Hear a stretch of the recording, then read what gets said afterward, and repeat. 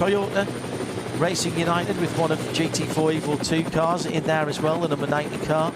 You'll see that when it comes round.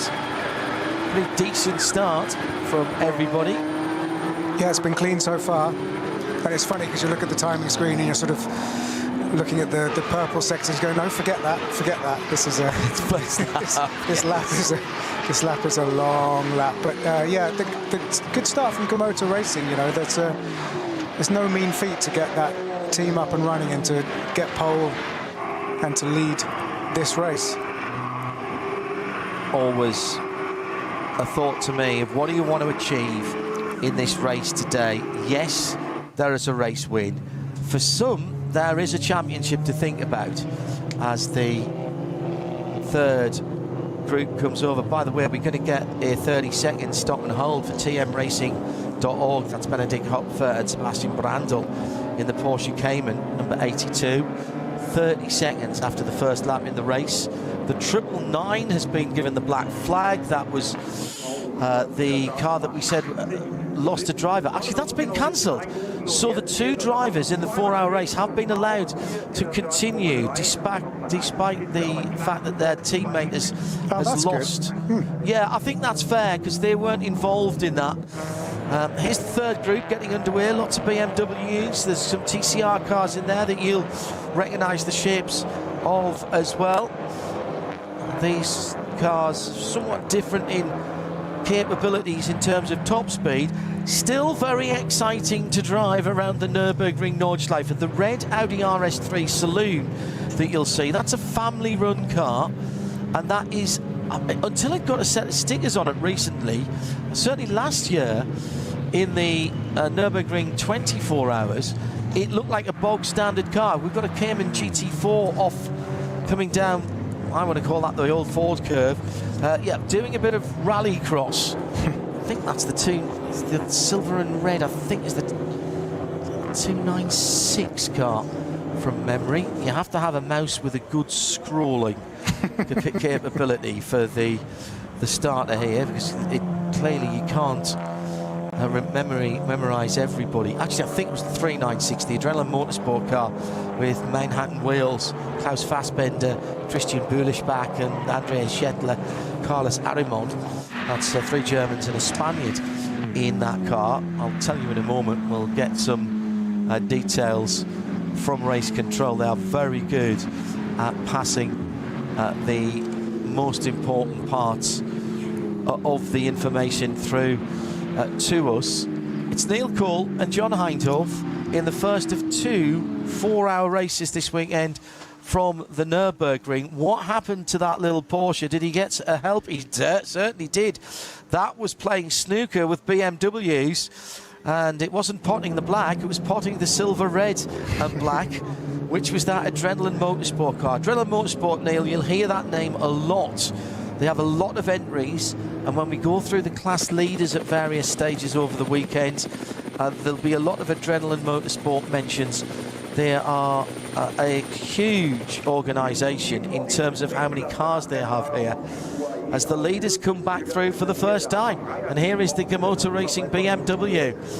The first racing lap then of the 24-hour Nürburgring Qualifiers is in the book, and as they come through, it is an 8:19.383. That's the first lap I've seen this season on this circuit. Last weekend we were on the much shorter Grand Prix circuit with the cut through. So now we've got to start looking at that.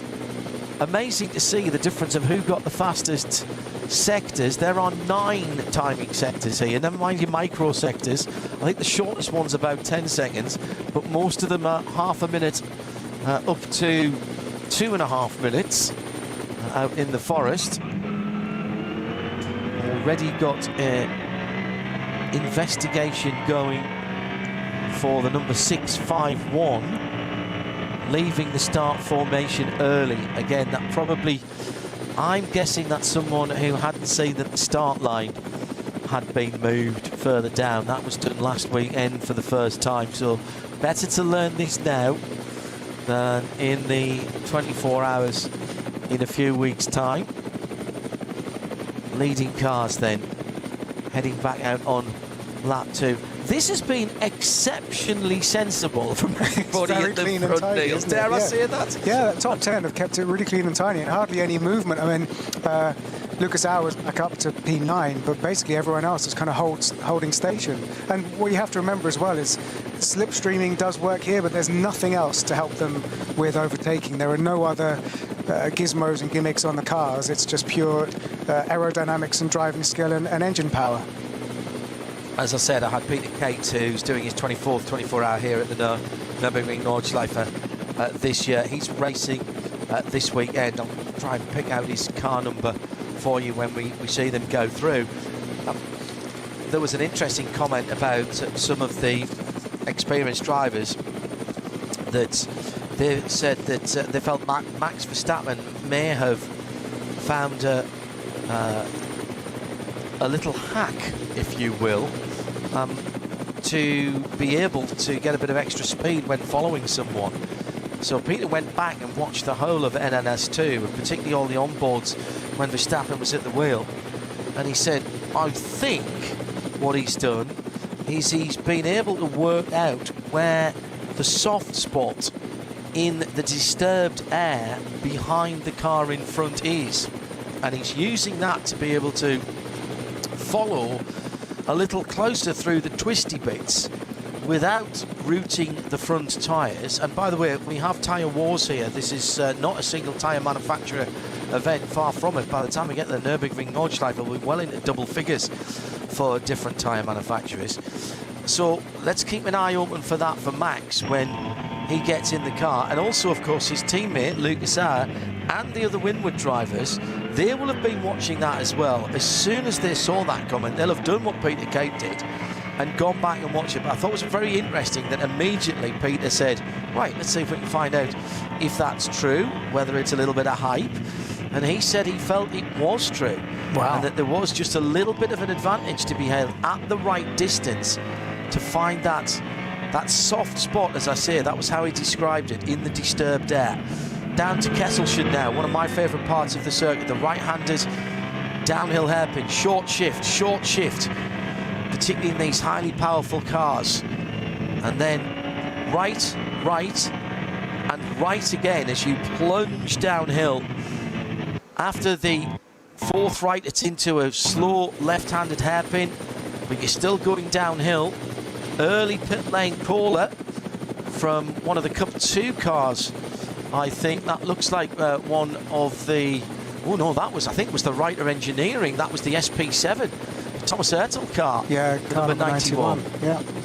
Oh, that's Doesn't a shame look good for them. That's a good team there. Sorry, Lucas Ertl, sorry, and Stefan Ertl and Maximilian Johannes Ertl, all German drivers in that GT3 Cup 991. That's why it's in the SP7 category. That's too early for that car to be in the pit lane. Good little battle pack out on the Nordschleife at the moment. The BMW trying to go round the outside of the Porsche and has somehow pulled it off as they climb the hill. That is impressive indeed. I do wonder if that Porsche might have a problem, because it was going a little bit slower. It got past once and then it's got past again. So it didn't seem to be at full power through that section, and it's dropping back a little bit. If you've got any power issues at that point of the track going up the hill from Bergwerk up towards through the mid curve, and now they're up at the bottom. Oh, and someone pulling off right at the bottom of the test hill as they climb towards the Caracciola carousel. Remember, this place built in 1927 to take, or started in 1927 to take racing off the Eiffel roads, the old Eiffel Rennen. It was getting a bit hairy, screaming past people's doors at 120 plus miles an hour.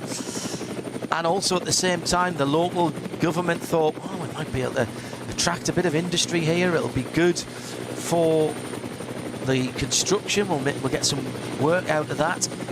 And part of it there, the Starstrecke, was to build that very steep test hill in the old days. If you go back, it's fascinating to go back into the 20s and 30s and see how road tests were conducted, and being able to climb a hill without the engine stalling was something that was highly prized, an engine that was torquey and that had the ability to be driven without shifting through the gears. Gearboxes weren't as they were now, and certainly didn't have semi-automatics. I think you actually had pre-selectors, which was sort of the precursor to that. So that's how this place came into being.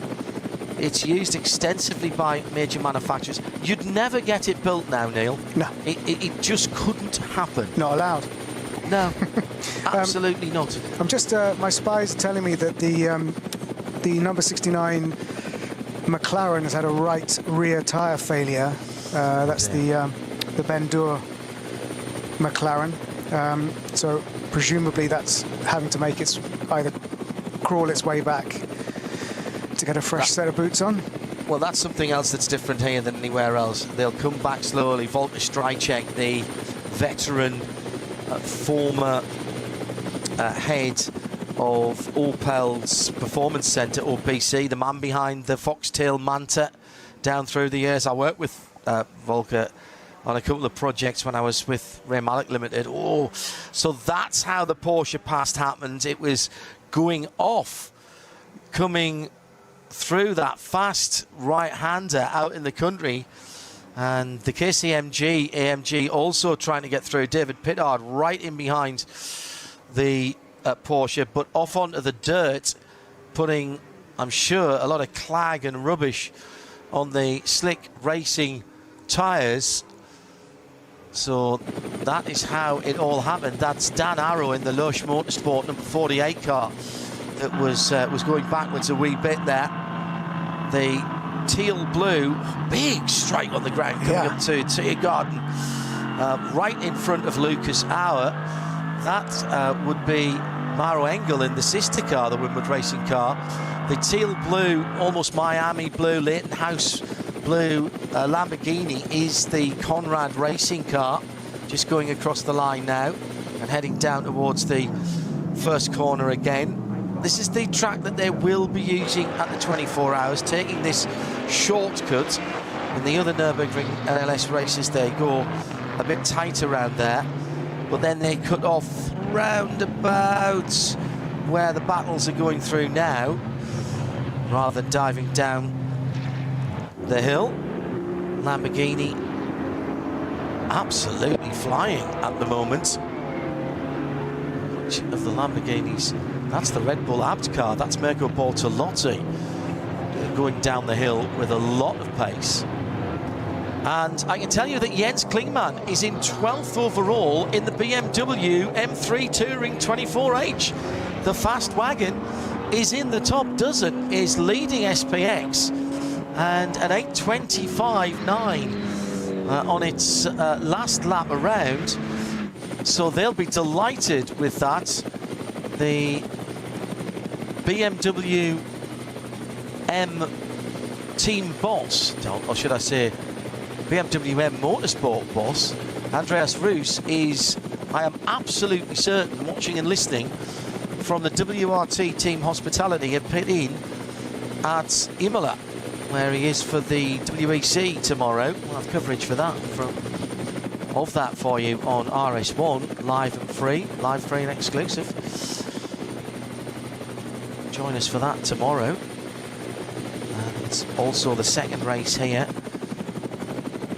This is quality stuff. Can I just remind everybody, and you, Neil, it's a 4-hour race.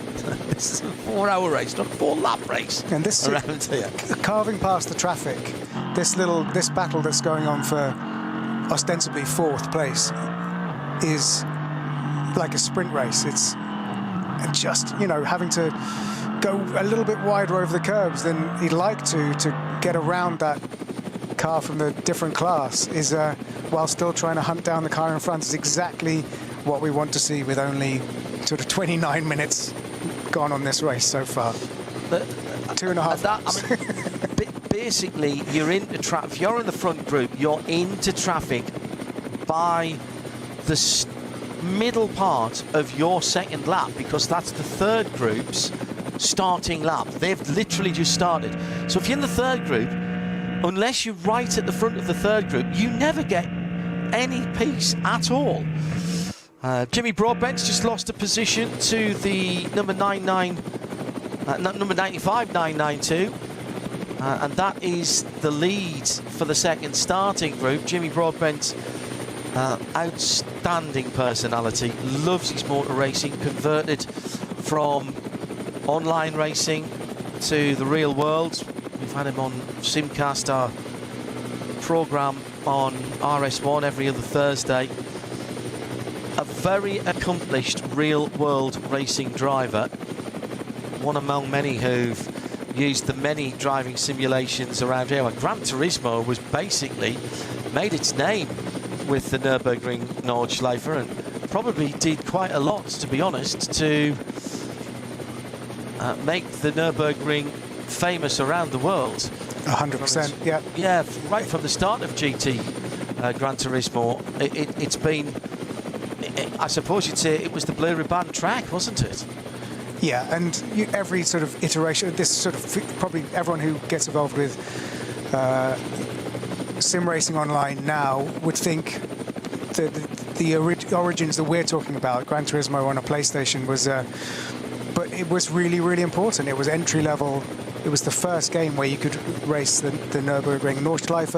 I remember being at Le Mans and having what went before esports, linked up simulators where people were racing each other around Le Mans to have a chance to race against Sebastian Loeb. And it was, you know, those are the origins. They used to map the tracks long before the types of simulators that Max Verstappen and Jimmy Broadbent have spent many thousands of hours perfecting their laps on.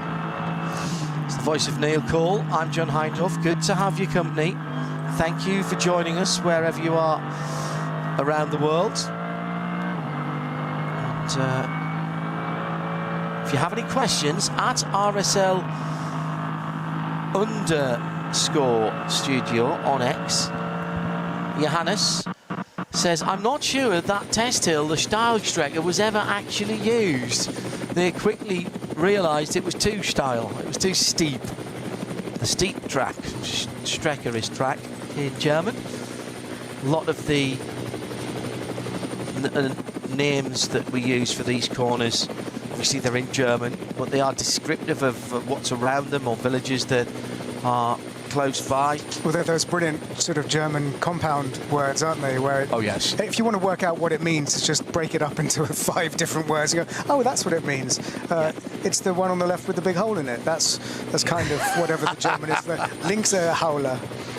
Well, we do have Fuchsruhe, of course, yes, which is the foxhole. Yeah. I think one of the most stunning parts, and really takes your breath away even in a fast road car through there. You really can't afford to unsettle the car. They've resurfaced that part quite recently, and now it means that you're taking an awful lot of speed up to the top, and then it isn't resurfaced and there's a change of surface and you've got to go down the gearbox. Absolutely outstanding piece of circuit. You pick up speed so quickly. The BMW Touring at the moment in, what did I put it in? I think I put it in 10th position, did I not? 12th position, sorry. Well, it seems to have dropped away just a little bit. There's been something going on there, because all of a sudden Jens Klingmann is down at 22nd. So maybe that was just a timing glitch. Who's he got in front of him? He should have a Ferrari 296. Yes, that is the Ferrari, the Condor Ferrari, the blue Ferrari right in front of him. And in front of that, is that the back Falcon Porsche? Yes, it is. So that was where it is. Problem for the BMW, the 3M car. This is that E39 that we were talking about. We were hoping that it would get out and do some laps, but once again, that looks like it's sitting down on the right-hand side. That was where they had the suspension problems last week, Neil, and that's not good news for them. No, and that's the second time it stopped, actually. It did stop before and got going again. So that looks like it's possibly terminal for the number 36 car. A real shame. Again, those of you who watch Le Mans, put Le Mans out of your mind, because if you get outside assistance, even if you get towed back to the pit lane, that does not, I repeat, does not put you out the race. The name of the game here is get the car back somehow and get the team working on it. And this is something you'll see in the 24 hours of the Nürburgring as well. It is absolutely crucial to get the car back in the race. Back to the pits. Peter Kate telling us last weekend that in all the cars that he drives, he puts a little map in, not because he doesn't know where he is on the circuit. He's brilliant, actually. He can pretty much do it with his... No, in fact, he can do it with his eyes closed and just talk you around the lap. But he has a map where all of the access points are, where he can get off the track, but more importantly, where a crew member can get to him and help the car being repaired, or indeed get the car towed and back to the pit lane. And I've just thought to myself, yeah, you see, that's thinking out of the box. Brilliant stuff. And it is now red flags. I have never seen this before. That is a red flag. I have never... Very unusual. I have never seen this except for weather. Well, it's not Race snowing control. anywhere on the circuit. Snow, ice or fog is the only thing I've seen stop a race here at the Nürburgring Nordschleife. Help me out, Johannes Guaglietta. Zach Anderson asks me a question. The timing is showing code 60 and slow zones. The slow zones just double yellows. Code 60 and code 120s. But what you'll get is a single yellow, a double yellow, a code 120 and a code 60. It's never just straight into a code 60, Zach. And that allows the drivers to slow down. Hello to Mickey Hetherington. I haven't seen the footy results today. I'll try and catch up on that, so don't tell me. Try and see match of the day maybe tonight in one of the gaps in my work. Now, this would normally mean come back to the pit lane and sit in the outside lane, effectively in Parc Fermé. Let me give you the rundown. Motor Racing from Red Bull Team Abt Lamborghini, from Schnitzelarm Racing. Schnitzelarm, by the way, is a restaurant that serves nothing but schnitzel all day, all week, various different schnitzels. Yes, please. So BMW, Lamborghini, Mercedes, 23, 84 and 11. Then another Mercedes, that's the blue and white KCMG, number 47, with David Pittard behind the wheel. Scherer Sports Audi's next up with Chris Haase behind the wheel. Then it's the Loesch Motorsport Dan Arrow driven... Yes, it is the Porsche of the dark red and sort of gold colours. Conrad Motorsport Lamborghini is next, the 7 in 7th. Then the two Winward Racing cars, Engel ahead of Auer, that's 80 ahead of 3. And the top 10 made up by Thomas Preining. Now, this is going to be a bit difficult because some of the cars have already come into the pits behind the leading 17 cars. Max Hesse was the first car to go, the last car rather, to go across the line before the red flag came out. Frederick Vervisch in the HRT Ford Racing number 67 saw it in time to come into the pit lane. I cannot believe this is for that BMW at the first corner. I just wonder if we have got an issue. That BMW number 36 was parked at the entrance of the Mercedes arena. I don't think that would bring out a red. I wonder if we've got something more fundamental with timing or race control or communication out on the Nürburgring Nordschleife. That leading group of 17 cars will take the shortcut back in to the pit lane. Hello to Jesse Young, who's listening. So this red flag, go ahead, Neil. Sorry. That's good. Sorry, this red flag sort of robbed us of what was developing into a lovely battle between Lucas Auer and Engel. The two Mercedes-AMGs were battling, and it was looking very much like an overtake was only a few corners away. So exactly. Hopefully that fight will resume when this red flag is cleared. The clock will continue to run, by the way. So, again, anybody who's looking to get laps for their permit for the Nürburgring Nordschleife, this is not good news. Oh dear, somebody's just gone through the start line there as well. Now, that was the KKM Racing Audi in SP9. The number 27 car, I think, went through. Yes, it was. And that car may well get a penalty there. I say that, I might be wrong. Maybe it wasn't that car. And they're actually drawing up onto the aprons of their garages as well, rather than sitting in a formation for a restart. This doesn't look like we're going to go ahead again anytime soon, which is a concern. Putting the cars up onto the trolleys isn't unusual because there's not enough pit lane space to have everybody pointing straight down the pit lane, so they'll put them in at a 45-degree angle. We're not hearing anything at the moment from race control about what this red flag is about. Ambulance sighted on the Nordschleife entry.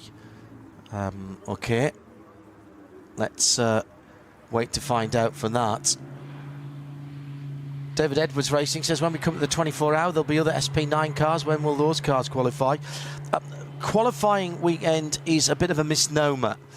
I was going to ask you this, John, because even I don't really understand. Well, it's fine because there's a very complicated system of who gets into the shootout, who's already qualified for that, who will qualify for that, how many places there are up for grabs for the variety of shootouts that we've got. We've actually extended the shootout into three parts this year. Effectively, the NLS is a season-long series, of which, bizarrely, the ADAC Ravenel 24 Hours is not a part. But the early races do form a part of getting an entry to the 24 Hours. Then you have to apply, and a bit like Le Mans, you are invited.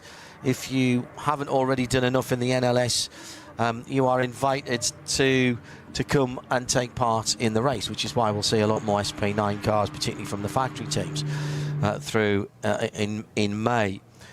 So although this is called a qualifying race, or two qualifying races, really what it is giving people the opportunity to qualify for their permits and also to qualify for the pole shootout part directly, and any positions that are left we then work out on Thursday in a more traditional looking and sounding qualifying, and we'll be at the track for that as well, of course, bringing that to you.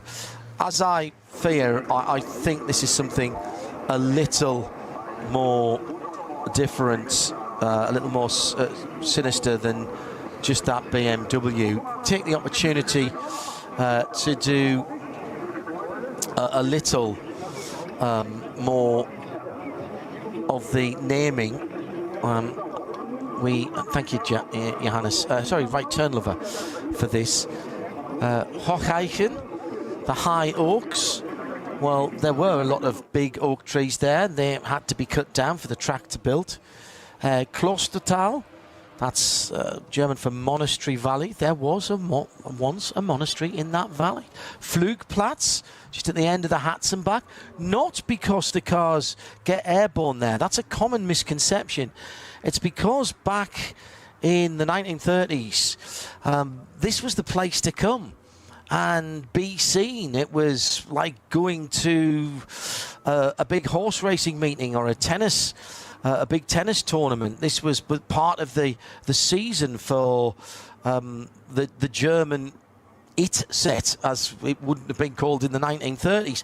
And the well-to-do flew down to the Nürburgring and to the Eifel Mountains and there was a grass strip at the top of the hill just to drivers left there as they come across, so hence that was the corner closest to it.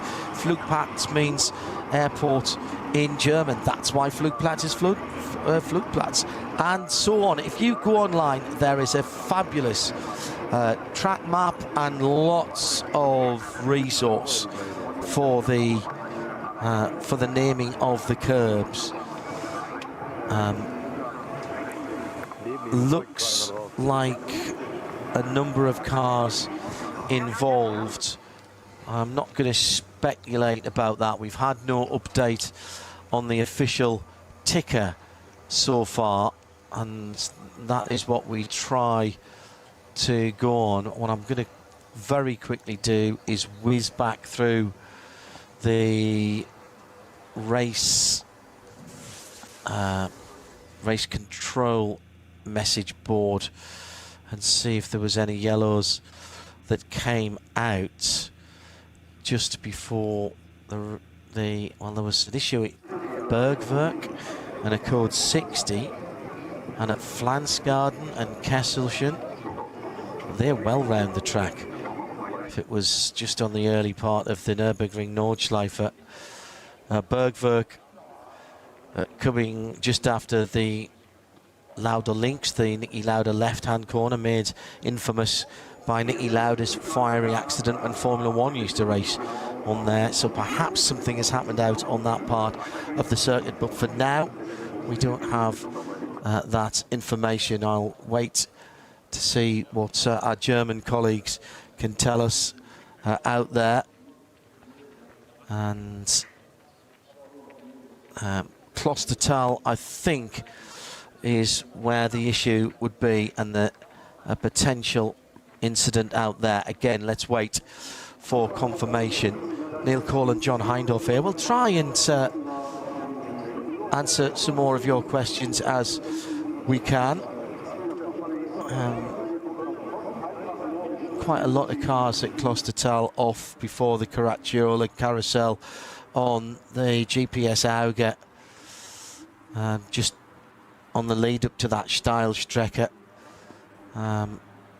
Again, the resources are there to have a look. It looks like the Dacia Logan came upon that at some stage, but that is a latecomer to that ball, I'm afraid. So this very unusual that this happens for anything other than the intervention of the weather. We did have a red flag last year when the pit lane complex lost power, and obviously you can't race if race control can't see around the track, so that cost a little while. Let's go through some more of the corner names. Galgenkopf onto the Dottiger Hoog, Gallows Hill. Yes, there was a gallows there. Wow. No, it's a good place to hang out. Very good. See what you did there. See what you did there. And then, of course, there's Quiddlebacker Hoers, where they play Quidditch. Yes, thank you, Harry Potter. No. No, but I like your thinking. I see what you're trying to do there. Trying to bring in the younger audience. Very good, Neil. This will be frustrating for some of the teams. So just to pick up on what you were saying, so even though it's called the 24 qualifiers, it doesn't mean absence or presence here for these 2 4-hour races denotes absence or presence from the actual 24 hours. It's important for people to recognise that. Correct. That is absolutely right.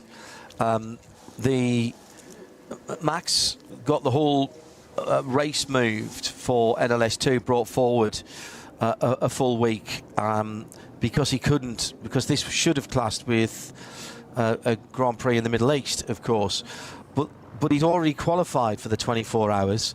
He didn't need to race here. He had his permit, and obviously the team were going to be given an entry, so he didn't need to come here to race. He didn't need to have that race moved to qualify for the race. It was his only chance to get in the Mercedes, the AMG, because remember he did his first race at the back end of last season. Great time to come to the Nürburgring. Far fewer cars out there, certainly far fewer cars in the top class. I think there was only 6 or 7 SP9 cars. He ran in the Ferrari at that point, which was the car to have certainly last year. BOP's changed slightly this year. The Mercedes perhaps in with a chance, the AMG in with a chance of winning for the first time in maybe 10 years. They haven't won the 24 hours since 2016. Yes, being here, not being here, it's more opportunity to prepare for the Nürburgring Nordschleife, and we are running on the version of the Grand Prix track that will be used in the longest race of the season here on the Nordschleife. So it's good practice opportunity, basically, is what we're saying. No Dacia back in the pits. I do think the Dacia is part of this incident at the bottom of the run-up to the Caracciolo carousel. Fluid down as well. And the number 992 Porsche onboard stream has been snapped by a few people. That's the Manthey SP Pro car. And that car has yet, in fact, actually that car hasn't come through Sector 7 yet, which is that part of the circuit. And we wait news of an official version of cars involved. What's basically happened, I think, is from about the mid-30s back, something has happened. The mid-30s on the timing and scoring chain. Something has happened. We believe it to be at the bottom of the hill, the right-hander that leads up to the Caracciolo carousel. Actually, it might even be a bit further back than that. Yeah, I think close there, Tal. Yeah, there's a few cars that's made its way back through their way back through to the pits, but there's a whole bunch of cars from about 36th to 69th that have not made it back. I was positing there that they might have been stuck at that part of the track. Then the cars that went across the line 70th down to 112th are all back in the pits, and then the cars 113th on back to the 120th. Actually, did that adrenaline car start the 653 car, the BMW 240i? Maybe not. Actually, 2 adrenaline cars I think didn't take the start. They haven't made it back, so we've got a very odd looking timing screen at the moment and a dearth of information. There's a very bright orange car out there that I can see on the onboard pictures, which I think is one of the Audis, if memory serves. So what we're waiting for is some news from the organisers and from race control, which they're normally pretty good at getting to us here. Apologies for not being able to give you any more, but clearly there has been some incident. This wasn't just for that BMW at the start of the lap that we were telling you about earlier on. The red flag came out at 5 minutes before 5 minutes before 6, sorry, local time. And that's about all we can tell you. So clearly there's some kind of... We've now had officially from race control, the race has been stopped by race control, an accident involving several vehicles. So that is now the official line from the Nürburgring race control. And obviously there's a lot of cars that have formed a sort of temporary parc fermé car park behind that if it's blocking the road. Correct. Yeah, I think you're exactly right there, Neil. Very unusual scenes. Yeah, I've been coming and commentating on this since 2007, and this is the first time I have ever seen a race being stopped for anything other than bad weather. Extraordinary scenes. I can't give you the rundown now because they all got mixed up when they came into the pits. So whatever happens from now on, as the clock ticks down to 3 hours and 15 minutes remaining, there will have to be a reordering of the cars at the last timing point that they all went through before the red flag came out, which I think is going to be the end of the lap, if I'm quite honest.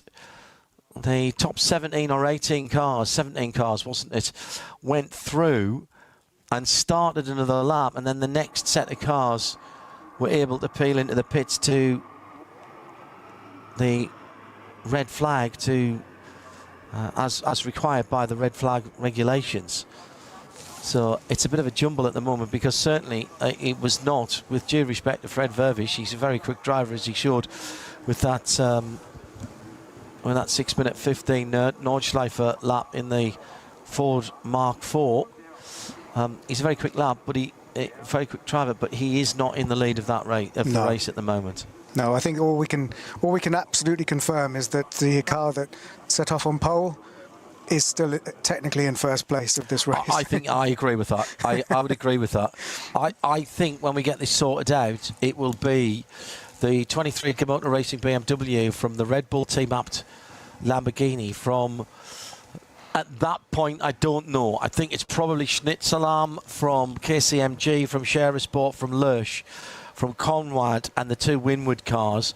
But there's cars in between them on the timing screen. Preining, I think, is in there as well, right behind R for Manthey in the Grello car. The Aston Martin Vantage for Nicky Team, that's going to be just sort of mid-teens as well. Frank Stippler for HRT Ford, see above comment. But that is my gut feeling and me using my memory of what I saw, because that's not what it says on the timing screen in terms of how they came into the pit lane. But of course, some people did effectively another lap, of the Grand Prix circuit, and then cut into the pits the back way, which you are allowed to do even in racing, actually. They'd rather you did that if you have an issue than you went out onto the Nurburgring Nordschleife and then broke down, because it's harder for them to pick you up. The castle, which is just Nürburgring Castle, always get a picture of that when you go there. It's just finished being refurbed, actually, after a long time of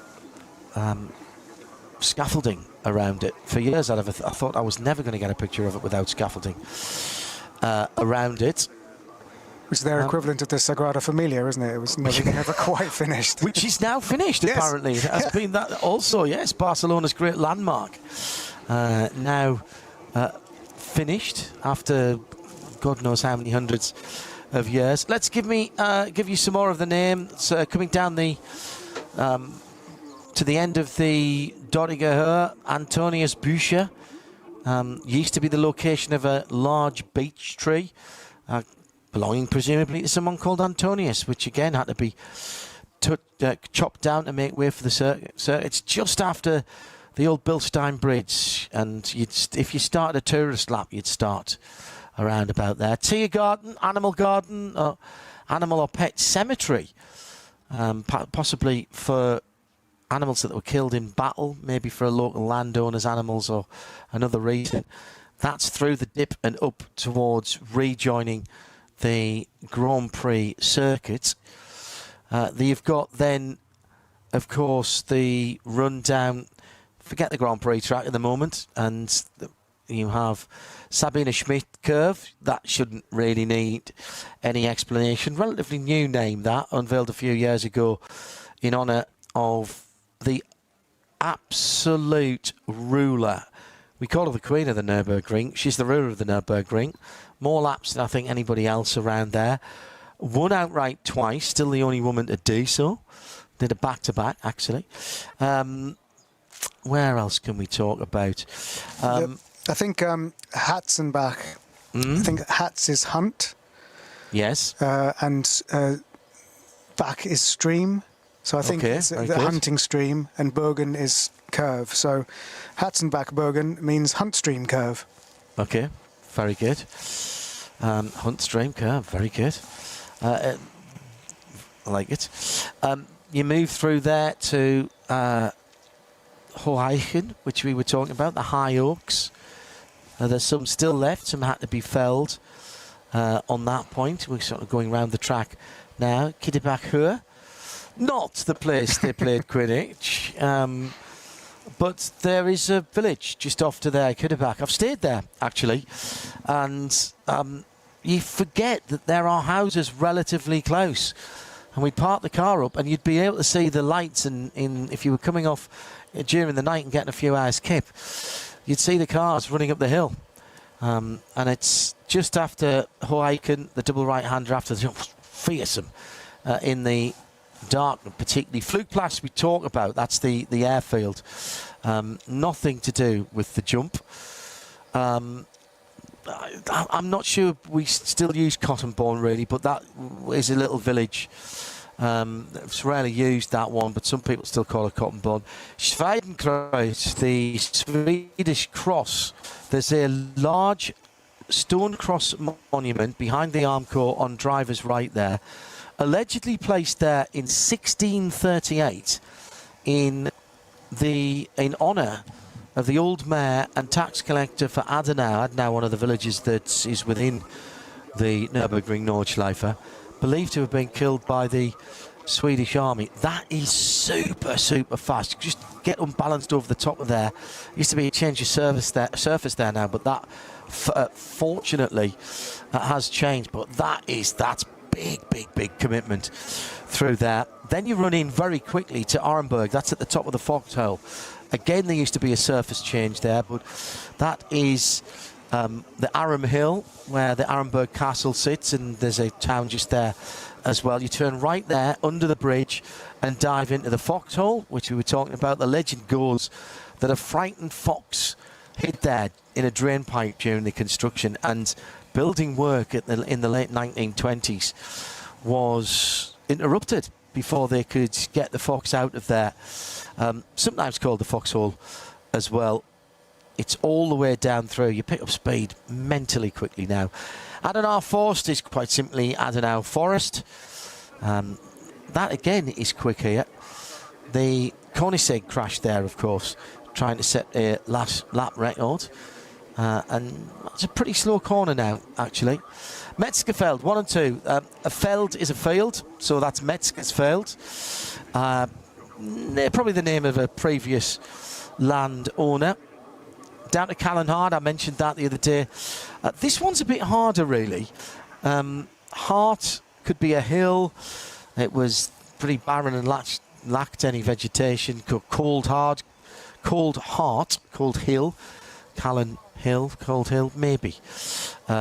As you drop down through that. Then you get down to the Spiegel curve. That is because you would often clip your mirrors down there, but that doesn't get used that much very often now. You hear people talking about miss-hit mitts. That is the next 3 corners, 3 right-handers on the way down to the big hairpin. You have to miss the first apex, hit the second one, and miss the third. Fairly self. But when I've talked to Peter Kate about that, that's exactly what he says. Versifen is the slow hairpin, and that is the Defence Valley. Really slow hairpin. After it's the right-hander that leads in, which is actually quite committed and fast, and then you're immediately on the brake. So this is the corner that sits at a boundary between Adenau and Breitscheid, and probably a strategic point where either town could have been defended. So There we go. Breitscheid is the wide part. The town is at the bottom. That's the bridge at Breitscheid. There used to be... In fact, no, there is still a way to get onto the Nurburgring there for sort of half a lap of the Nurburgring, and so on and so forth. So there we go. I could go on, and we'll save some of them. If you are just joining us and wondering why there's nothing going around and the clock's still ticking down, 3 hours and 5 minutes to go, Neil Cole and John Hindhoff in the Global Broadcast Centre, waiting for things to resume. But a multi-car incident just before the Caracciola Carousel at Callan Hard.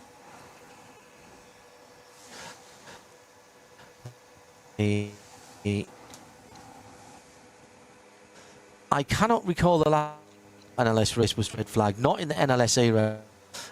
Very unfortunate. Let's just hope that no one's injured. That's the main thing, isn't it?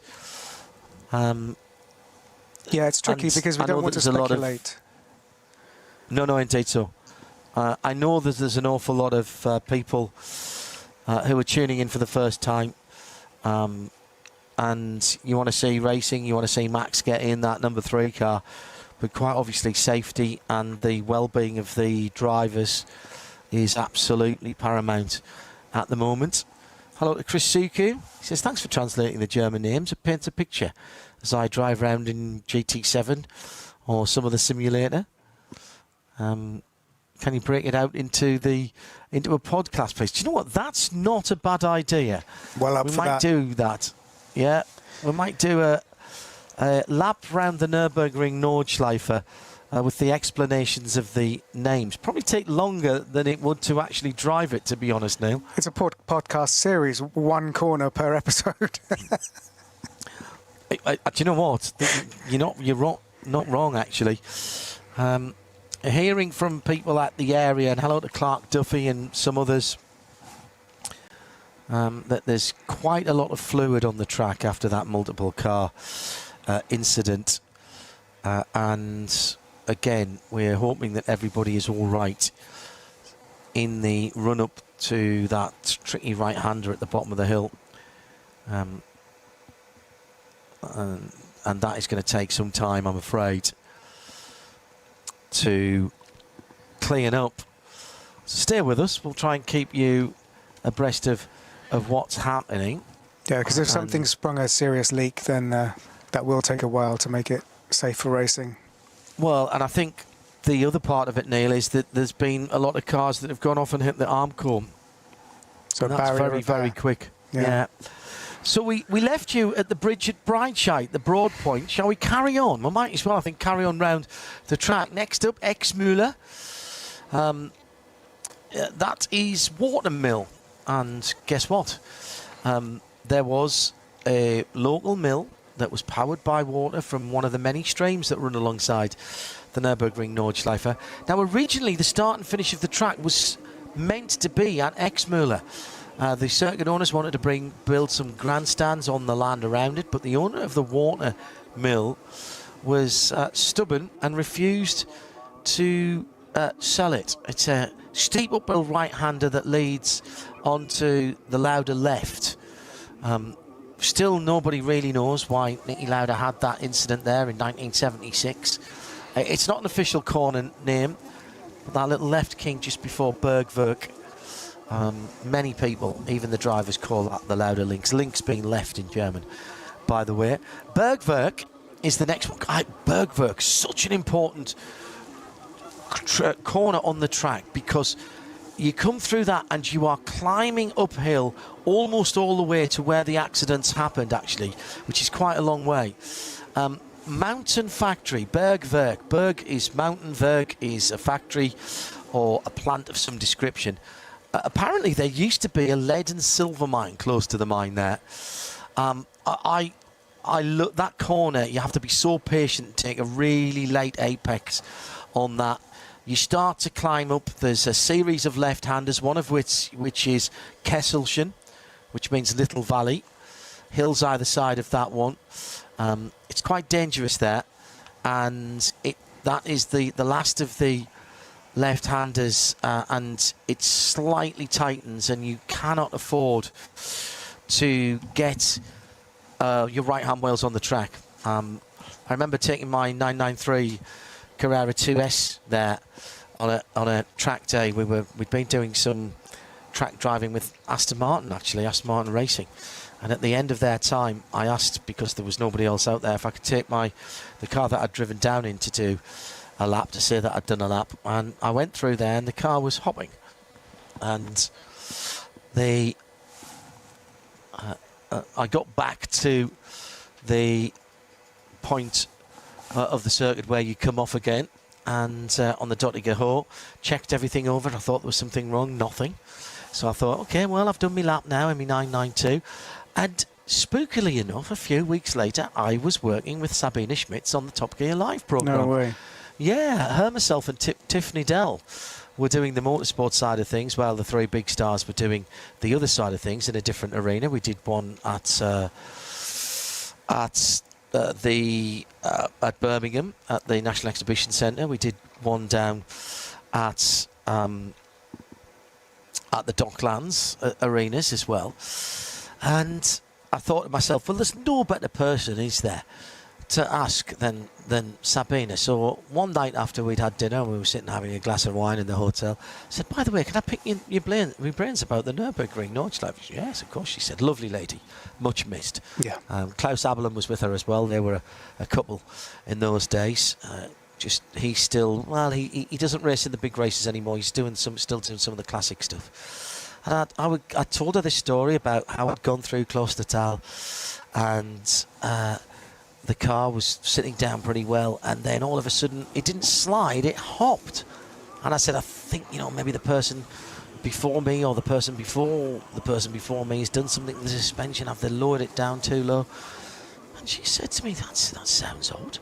What speed were you doing? I said, about maybe 130, 135. And she went kilometres an hour. I said, no, miles an hour. And she burst out into that big, absolutely trademark Sabine Schmidt smile and went, oh, they all do it at that speed. Okay, thanks very much, Sabina. Love it. Let's not do that again. So that's Klostertal, the Monastery Valley. We talked about that. Oh, how we miss Sabina. Then you head up to Mootkurve. It's called Mootkurve is courage. Moot is courage. And if you ever get to drive it, even in a road car, but certainly at any kind of speed, it's almost flat out, this left-hander. Maybe flat out in some front-wheel drive cars, some of the lower-powered cars, but you're doing it as quick as you can. You cannot hit the curb there on the left-hand side because the curb is quite high. I remember Ivan Muller having an almighty crash there in a World Touring Car race, which I think was held over 3 laps before we had the ADAC 24 hours a few years ago.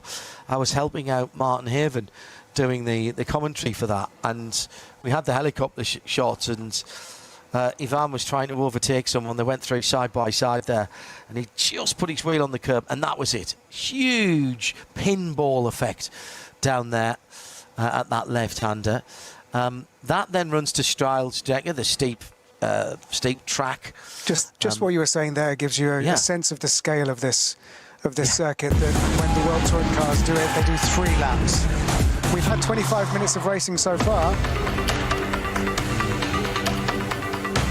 Let's remind everybody what's been happening. We got ourselves set up. We'll pick up at the Strijlsdekke for our drive around the track and the names. We got off on time in what were pretty decent conditions for the weather. And at the start, a little feisty, but in a nice way. People, I think, looking forward to tomorrow and keeping the car in one piece as well. It was the BMW from pole position. David Pittard's down in 6th, trying to make a bit of a move in the lighter blue car. And everybody filed through. The BMW of the pole sitters managed to hold on, but then all the Porsche classes going through in the second category. And as we said, it was all pretty good. Lucas Saal lost a position or two. Remember, they'd been docked 3 positions after accidents at the first corner in the qualifying session. So they started 9th in the number 3 Winward Mercedes-Benz. Bit of a problem for Dan Arrow. He went off, got dirty tyres on the Porsche. I actually know that was for the Kiefer machine, and that's the Black Falcon car. KCMG David Pittard tried to get round him. He couldn't get through, but there was momentum lost, and we were having a really nice build-up. Pittard went to the right-hand side. Is there room? Is there not? Yes, there was. Racing room asked for and given. Everybody playing nicely at that point. 2 Winward cars side by side coming up to pass the family-run RS3. Pretty much a standard 4-wheel drive RS3 4-door, that one. And Grello coming up, looming up in the background there. And then the red flag.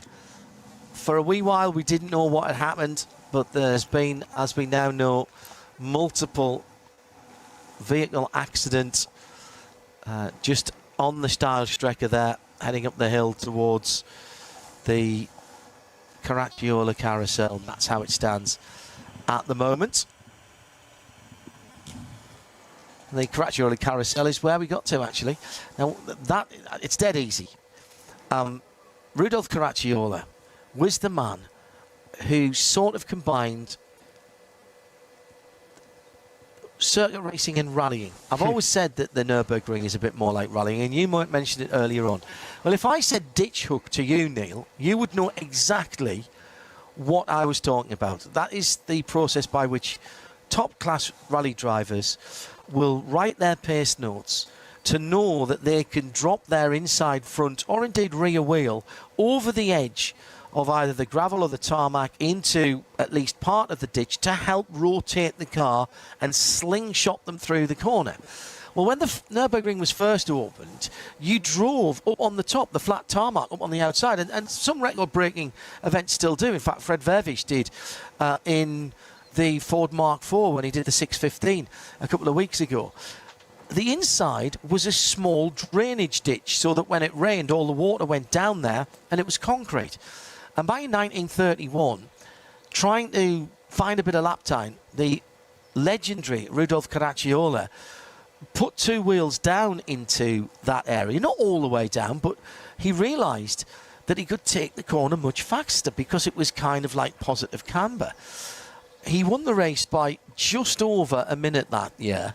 And from the next year, basically, the drainage ditch was being driven like drivable banking, and it's been used ever since. It's really interesting because if you get it wrong, you either drop down to the bottom where it's even more bumpy than everywhere else and it shakes your fillings out, or you get fired out before the end of the bowl section, which also is uncomfortable, and you're not saving any time. When you get it absolutely right, and I've only done it once where I was anywhere near right, you get fired right out of the end of that parabolic ball section like a cork out of a bottle. And immediately you've done that and done it once, you know, oh, that's what you meant to do. And it's amazing because you start, it's all uphill there, so it's important to get out of there. Up towards Hoa Act, which is the highest point of the track, the high point, and Hedvig's Hurt, the Hedvig Height. Now that also sounds like something from Harry Potter, doesn't it? But actually, that is named for the wife of Dr. Otto Kreuss, the councillor for the Eiffel District in the early 1900s. He was the man who really got this place going. Her name before she was married was Hedwig, and he called the corner after his wife, Hedvig. Actually, no, that was her first name. So that was Hedvig's Height, and he reasonably thought that was fine. Vipperman is a seesaw. Vipper is a seesaw. So this is the seesaw man. Ask any of the drivers. It's very bumpy. Not quite as bad as it used to be. And because the direction change and the bumps there, it used to feel a bit like a seesaw. We talked about Eisbach, Ashbrook, a stream or a brook off to the side of the track. Ash trees around that as well. It's a bit of a funny one, Eisbach, because that is that also there's 2 or 3 corners that people sometimes call that. One of my favourite corners, and certainly a place where people go to, often called YouTube Corner. Actually, the official name is called Brunchen. You run down. It's very difficult to keep yourself to the left-hand side as you come down into Brunchen. The car naturally wants to go up the right, and the camera's taking you down there, but you need to tuck in to the left, and as you fall down, it's then a right-hander and another double apex right-hander. And as you come out, you can use all of the paved area. It's like block paving on the left-hand side. And there used to be a small stream that had a number of pipes that supplied water to the nearby village. Brunchen is small water. And then you head up hill to, we talked about Eisbach, the Ashbrook rather. Then we've got Ice Curve, the Ice Curve. And that is ICE curve, not internal combustion engine. But that is often slippery there. A lot of people said it was slippery as ice. Some of the last parts of the track to dry open. It can be a bit greasy there. Overhanging trees, really, down through the years have made that a little bit difficult. And then you're coming in a flat-out part which goes left and right and left and right. Just after the jump, the Pflanz Garden. So this is a nursery, a plant garden, or some kind of nursery, and you fly down through Pflanz Garden 1 or 2. Again, there are areas of that where you can use some of the top of the curbs and some of the block paving, but you have to know which bits, because you can easily unsettle the car. The road is highly cambered in the middle there as well. And one of the keys to a fast lap out on the Nürburgring Nordschleife is to set the car up a little less stiff than you would normally do if you were just running on what would be a normal race circuit, even the normal racetrack here. And you have to do that because the car has to be compliant as you go backwards and forwards across the middle of the road, across the crown of the road. Stefan Bellof, the Bellof S's, legendary driver, that sadly lost his life at Spa, but not before he set the qualifying lap record in 1976 of 6:11.13 in his Porsche 956. Talked about this earlier. That is still the fast. There have been cars that have gone round there quicker, but they have not been in homologated racing cars. Now, you can say that is not a race lap record, absolutely, but in 1976, I think he set the race lap record as well at around about 6:20. I'd have to look that one up. There have been cars, notably some of the electric cars, the Porsche, Timo Bernhard as well, actually, went a bit quicker than that in the de-restricted and highly modified Porsche 919 hybrid that they put some special batteries in. Michelin built them some special tyres. Talked to Timo about that. He said there was more to come, but Stefan Walliser, who was the Porsche Motorsport director at the time, says, Timo, we've beaten Stefan's time. Let's leave it at that. There's no need to do any more. Let's honour him by doing that with another Porsche, which I thought was very nice. You can just about drive that in a straight line. Bellof crashed there, actually. Another reason why it was named after him. Then you run down into the Schwalbenschwanz, which is the Swallow's Tail. It's another bridge section, so you go right and then left.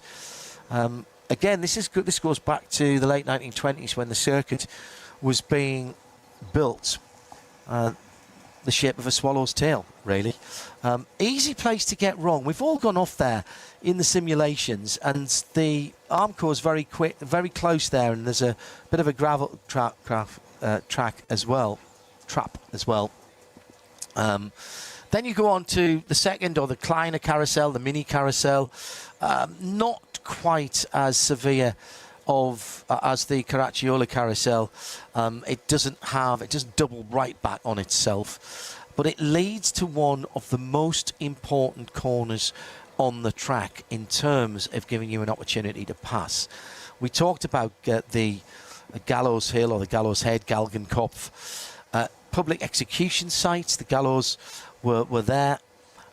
Long.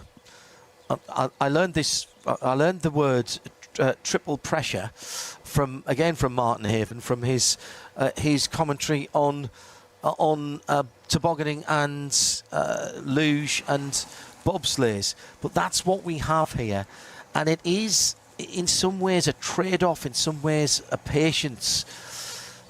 2, maybe 3 separate corners. You almost can give up the first couple of bits of the corners because you want to get on the power as early as possible through the final part of this long right-hander. You want to be, it's really hard. You want to be on the power, you want to be on the power. But if you're on too, you always know when you're on too early, because then you've got to back off again. And in doing that, you absolutely kill your speed down the next part of the circuit, which is the 2-kilometre long Dottiger Höhe. Now, you should have worked out by now that Höhe is Höhe Act, its height. Well, Dottiger was a little village nearby, so it was the highest part of the village of Dottiger, and that leads you back down to where Antonius Bucher and Tiergarten and back round, and there you go again. I told you it would actually take us longer than to drive around there, and the joy of it, Neil, is that you can do it in your own car. You go down there when it's open for tourist laps, tourist fahren. You go halfway down the Dottiger Höhe, you go and pay your money. You get a digital card. I remember when it was, I think it was €30, 28 euros maybe for 4 laps, I think it was. I think it's more than that for 1 now. But if you've never done it, it's absolutely worth it, because it will give you a completely different way of looking and mindset at people who are racing on it. Because even driving a fast road car around there, you can't drive it at 100%, and neither should you. These guys are. The opening laps in the 24 hours with 170 or now 150 cars on the track, when that first group gets to the back of the third group on their on the first group's second lap and the first group's first lap and the first group's second lap, should I say, the helicopter shots, it looks like a police chase, and so does the onboard. It is unbelievable. And when you've driven around yourself, and it doesn't matter how fast or how slow you go, you just take it at your own speed, keep your eyes on your mirrors. Make sure that if you're going to move one way or the other to let someone by, a faster car by, and pretty much I will guarantee you, however fast you think you are, there will be someone quicker, because on those tourist laps, there will be somebody who's on semi-slick or slick tyres with a cage in the car, and who knows it like the back of their hand.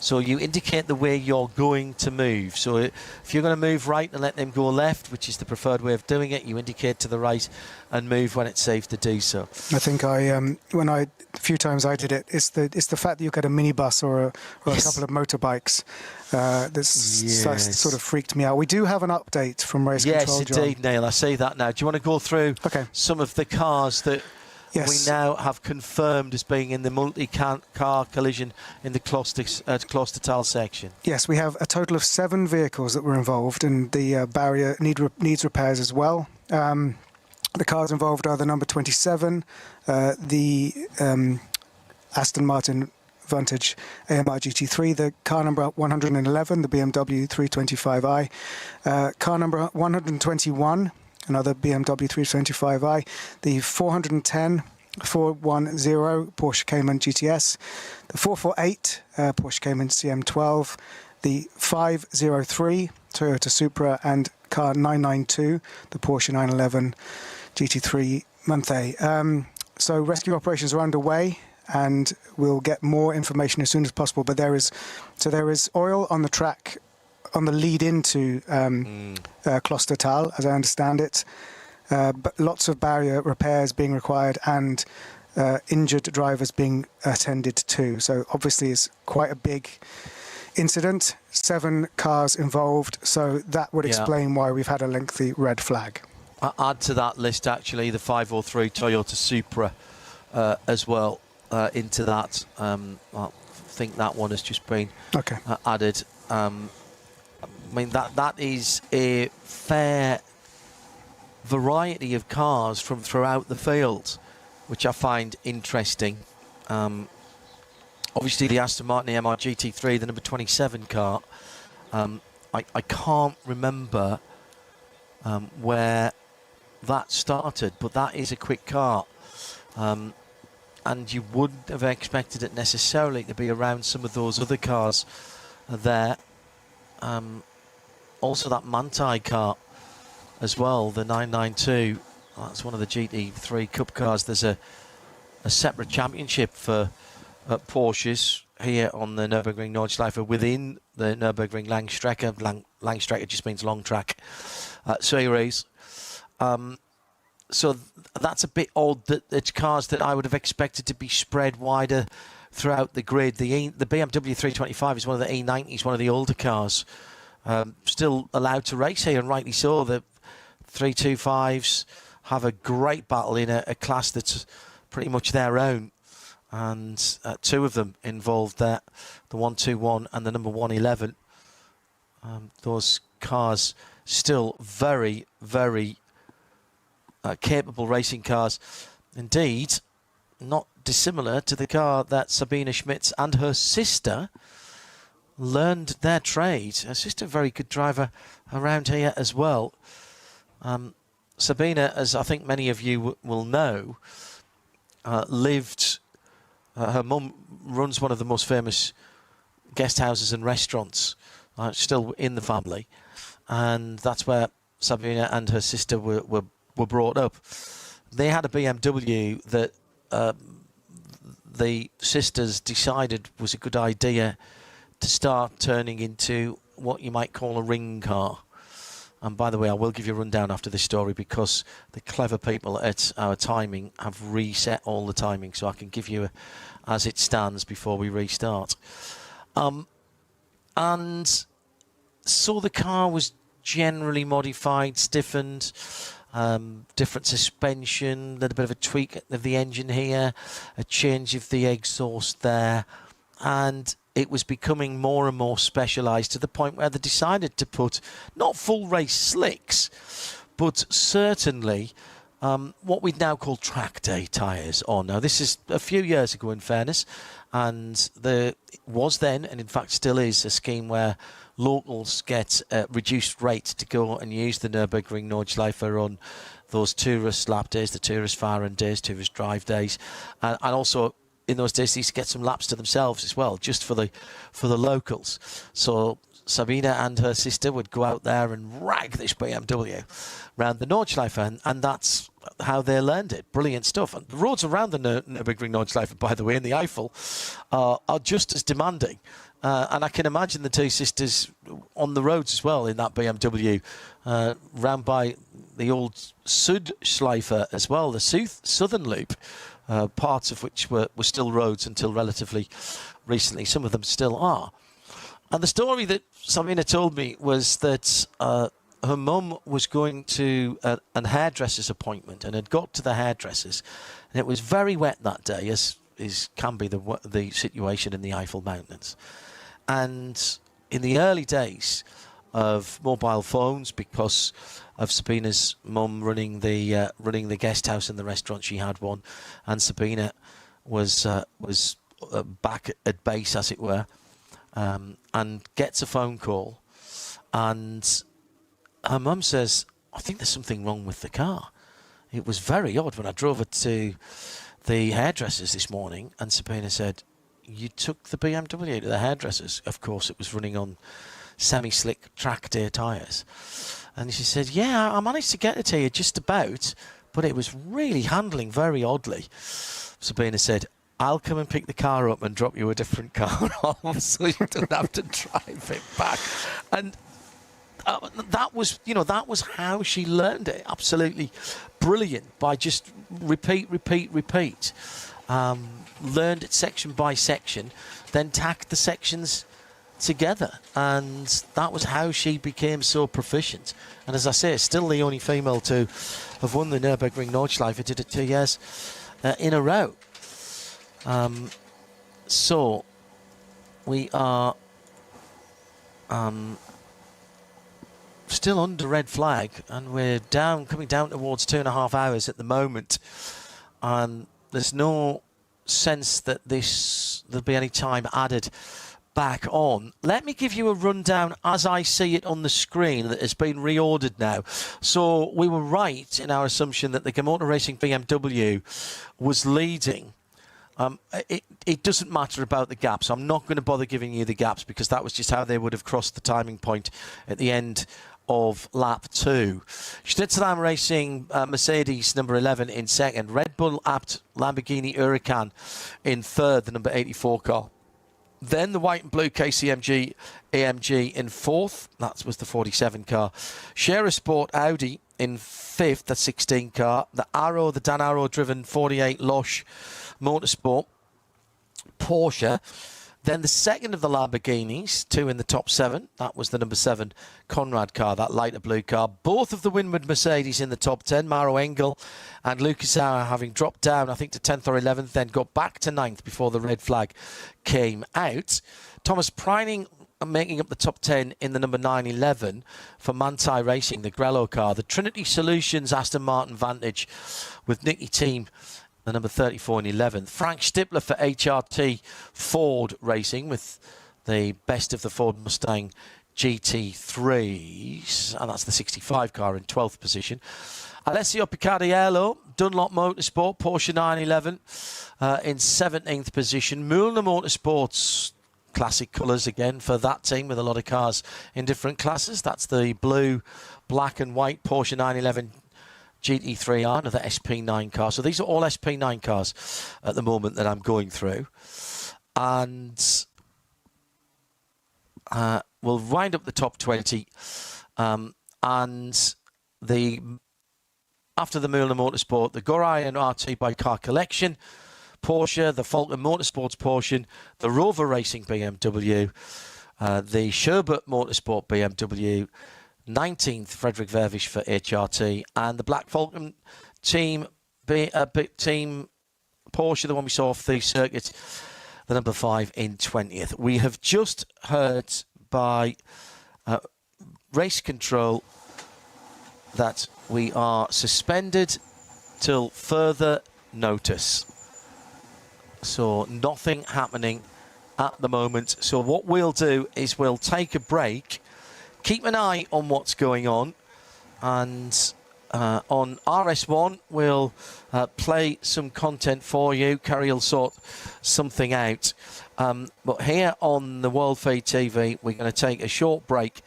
Keep an eye on the screen. As soon as we see anything, we'll put up either a graphic, or Neil and I will be back with you to let you know if there is going to be a resumption. But the story is, with 7 vehicles involved in a multi-car collision at Klostertal, there is still work going on there. That happened some time ago now. Right now, there's just over 2 hours and 32 minutes to go. This happened at 6:55 local time. 5:55, excuse me, local time. So we've been under red for just over an hour. For Neil Cole, I'm John Hindhaugh. Sorry we can't bring you any more racing, but you'll understand that safety has to come first, and the well-being of everybody involved in that incident. Speak to you soon, I hope.